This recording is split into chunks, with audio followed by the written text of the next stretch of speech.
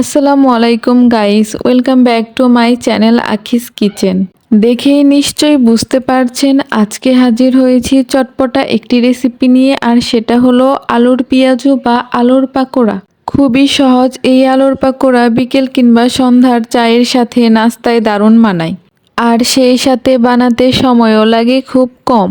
আশা করছি আজকের রেসিপিটি আপনাদের ভালো লাগবে। চলে যাচ্ছি পুরো রেসিপিতে। আলুর পাকোড়া বানানোর জন্য আমি এখানে 3টা মিডিয়াম সাইজের আলু আগেই ছিলে ধুয়ে রেখেছি। এবার আলুগুলোকে একটি গ্রেটারের সাহায্যে গ্রেট করে নিব। হাতের কাছে গ্রেটার না থাকলে আপনারা এখানে বটি বা ছুরিও ইউজ করতে পারেন। আর চেষ্টা করবেন যতটা সম্ভব মিহি করে কুচি করা যায়, কিন্তু পাকোড়া বানানোর ক্ষেত্রে গ্রেটার দিয়ে গ্রেট করলেই বেশি ভালো হয়। সবগুলো আলু গ্রেট করার পর আমি আলুগুলোকে নর্মাল পানি দিয়ে 2-3 বার ধুয়ে নিয়েছি। এ পর্যায়ে একটি মিক্সিং বোলে আলুগুলো দিয়ে এরপর 1 চামচ লবণ, 1 কাপ পেঁয়াজ, স্বাদ মতো কিছু মরিচ কুচি, আর দিয়ে দিব আধা কাপ ধনেপাতা কুচি, দিয়ে দিব 1/2 চামচ লাল মরিচের গুঁড়া, দিয়ে দিব 1 চামচ হলুদের গুঁড়া, আর দিব 1/2 কাপ ময়দা এবং 1/2 কাপ বেসন। আর সব শেষে এখানে 1 চামচ আদা বাটা এবং 1 চামচ রসুন বাটা দিয়ে দিব। পাত্রে রাখা সবগুলো জিনিসকে আমি হাতের সাহায্যে ভালোভাবে মিশিয়ে নিব। এই মিশ্রণে ময়দা আর বেসন ইউজ করার জন্য মিশ্রণটি একটু আঠালো হবে। দেখতেই পাচ্ছেন আমার মিশ্রণটি তৈরি হয়ে গিয়েছে। এবার চুলায় একটি প্যান বসিয়ে পর্যাপ্ত পরিমাণ সয়াবিন তেল গরম করে নিব। এ পর্যায়ে চুলার আঁচটা মিডিয়ামের থেকেও একটু লোতে আছে।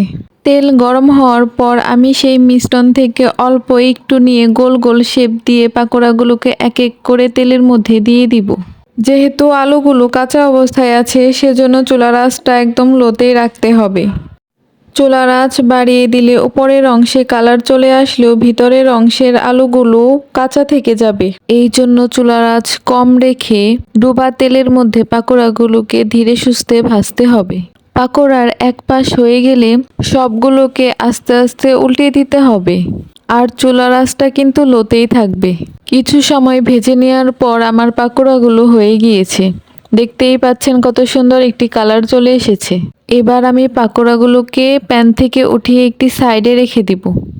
একইভাবে আমি বাকি পাকোড়াগুলো ভেজে নিব। আলুর এই পাকোড়াটা একটু সময় নিয়েই ভাজতে হয়।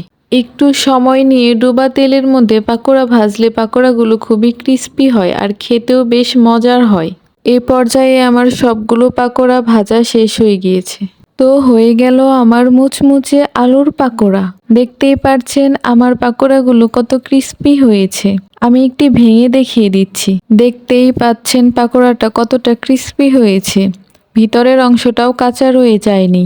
আশা করছি আমার আজকের রেসিপিটি আপনাদের কাছে ভালো লেগেছে আর সহজও লেগেছে। আমার রেসিপিটি ভালো লাগলে আমার চ্যানেলটি সাবস্ক্রাইব করবেন এবং আমার পেজটিতেও ফলো দিয়ে রাখবেন। আর যে কোনো রেসিপি রিলেটেড যে কোনো কোশ্চেন অথবা অন্য কোনো রেসিপি যদি দেখতে চান, তাহলে আমাকে কমেন্ট সেকশনে লিখে জানাতে পারেন। আজকের মতো এখানেই বিদায় নিচ্ছি। সকলে অনেক বেশি ভালো থাকবেন, সুস্থ থাকবেন। আল্লাহ হাফেজ।